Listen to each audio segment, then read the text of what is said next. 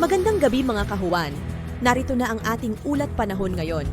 Update na muna tayo sa lagay ng ating panahon ngayong araw ng Lunes, ika-14 sa buwan ng Oktubre, taong 2024.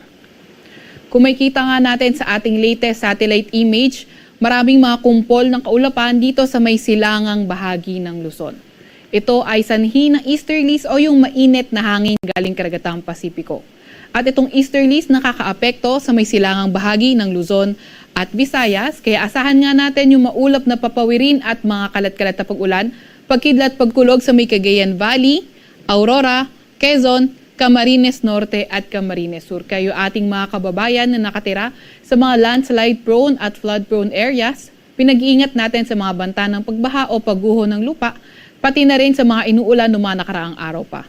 Para naman sa lagay ng panahon, Metro Manila at nalalabing bahagi ng bansa, partly cloudy to cloudy skies at may mga tsansa ng mga localized thunderstorms. Sa kasalukuyan, wala naman din tayong namomonitor na low pressure area or bagyo sa loob or malapit sa ating Philippine Area of Responsibility.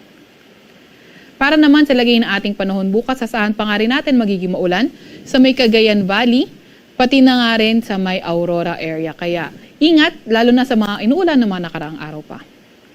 Para naman sa lagay ng panahon, Metro Manila at nalalabing bahagi ng Luzon, partly cloudy to cloudy skies na tayo, may mga tsansa ng mga localized thunderstorms. Agwat ng temperatura sa Metro Manila, 25 to 33 degrees Celsius.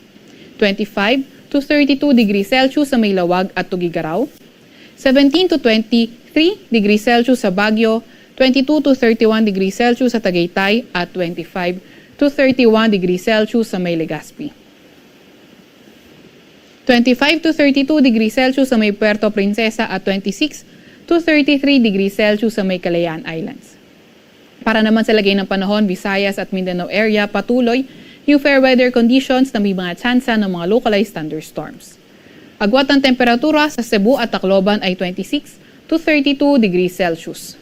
25 to 32 degrees Celsius sa may Iloilo, 25 to 33 degrees Celsius, Zamboanga at Davao at sa may Cagayan de Oro ay 24 to 32 degrees Celsius. Wala pa rin naman tayong nakataas na gale warning sa kahit na anong baybay ng ating bansa.